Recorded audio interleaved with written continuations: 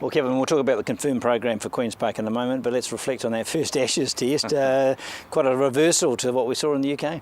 Yeah, there's a lot of talk coming over to Australia about how England are going to play, and they're sort of the number one side, and Australia aren't playing very well, and we're going to beat them quite easily, and all these things have been said, and it turns around that Australia have played better than what we did and won the first test. You're talking about intimidation. That's not something we hear these days. Do you think England were intimidated in any aspect? Well, that's probably been going on as long as we can ever remember, to be honest with you. That's never changed. I mean, the big thing nowadays, because of microphones, is that obviously a lot more can get picked up. But yeah, I think there's probably a few things were said in the UK by the England bowlers, and the Australians have just thrown it back at them. And as we've seen now that Michael Clarke's been summoned to the ICC for things he said, but James Anderson's not frightened of saying what he feels as well, so it goes both ways. It's a bit of sticks and stones, isn't it? Just get on with it, as you say. It's hardly new. There's nothing new about it. You just get on with the game. And when you're out there playing a test match, I mean, it's got to be an hard game to play. People out there to win. You want to bowl people out, everything like that. So there's always going to be that bit of a niggle there. And I think as well on the backbone of it all is what Stuart Broad did, obviously, in the Ashes back in the UK, when he didn't walk, when he nicked it, and Australia didn't complain about that. They got on with the game, but I think at the back of their minds they think, right, we'll get you back. And sadly, I mean, obviously the newspapers over there didn't even put his name in the paper, or even his picture in the paper. To the first test there, but I see some of the Australian commentators are saying to the papers, grow up, come on, we've got to get on with things. And England do just have to take root and stock and remember how good they can be as they prepare for the second test. Oh yeah, I mean, they're not a poor side just because they've lost this test. In fact, if you look at the last couple of series they've played around the world, they've always lost the first test, and then they've come back on and actually won and won the series. So it's not the be all and end all. I mean, they've got to regroup. And I think that's what Australia have done when they came back from the UK. They've regrouped to this period of time, worked out what side they want, and they've gone about their business well. And England also have to remember they're playing the same guys essentially. I mean, I know Johnson had a good test, but he's so hot and cold, that guy, you just don't know what's coming up next week. Yeah, with Johnson, you don't really know, do you? I mean, he's got this ability because his left arm.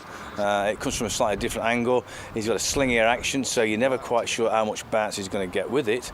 And we also know that occasionally his radar is not always switched on. And when he does get it right, he's certainly an handful. But I suppose for us, hopefully, the next test, he's not got the radar fixed. And the bonus, I suppose, Adelaide traditionally a good batting wicket, so if they want to find a bit of form with the bat, that's the place to play. Yeah, that was mentioned, of course, soon as the test has finished, and you're watching some of the cricket programmes over there at the moment. They say that it's a batting wicket at Adelaide, so hopefully there could be a lot of runs scored there. It's going to be harder work for the bowlers.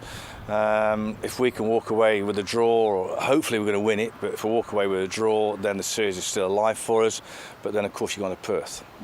Perth is known for being a bit bouncy there, and Johnson was very successful there the last time they played as well, so we'll have to wait and see. It was good to see Cook get some runs because he had a lean series in the UK. I think he averaged about 20-something, so he needs to lead from the front. Yeah, I mean, if you look around, there's been a few players at a lean patch, and Cook being one of them, but then he comes and gets runs this time.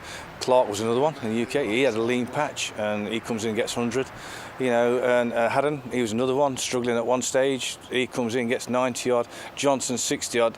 All of a sudden, players have just sort of started getting in there and started working out what they need to be doing. There's going to be a change of the order, obviously, with Trott out.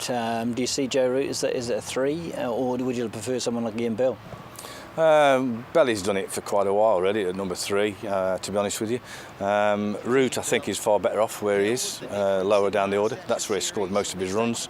He's tried opening. Okay, yeah, he got 100 once, but then since then he's really failed. So I think he's better off staying where he is, and Bell going to 3. You haven't really found a regular partner yet with 4 Cook at the top in recent years. No, they've played around who should ever go here and there, and I suppose they're still experimenting, really, if that's what you want to call it. I mean, you'd have thought they'd have found somebody by now. I mean, Carberry's another one now they're having a go with because he's had a good season. Is it the fact is every time somebody has a good season, we'll have a new opening partner for him? But who they're going to stay with eventually, who knows? What did you make of the bowling effort? It didn't look particularly. On day one, it looked quite tidy, but when they got behind, they didn't seem to have much zip.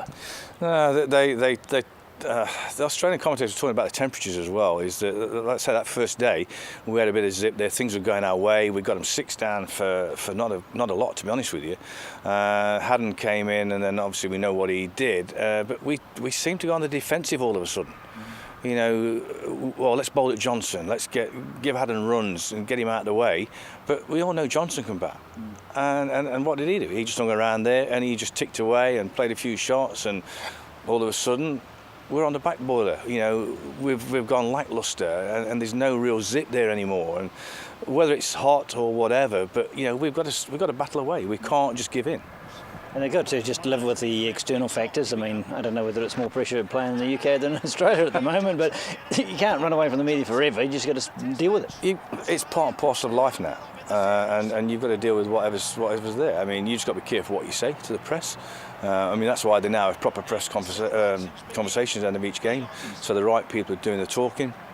But whatever the papers say, you've just got to ignore that and get on with it. I mean, you're going out there to do a job, then go and do it.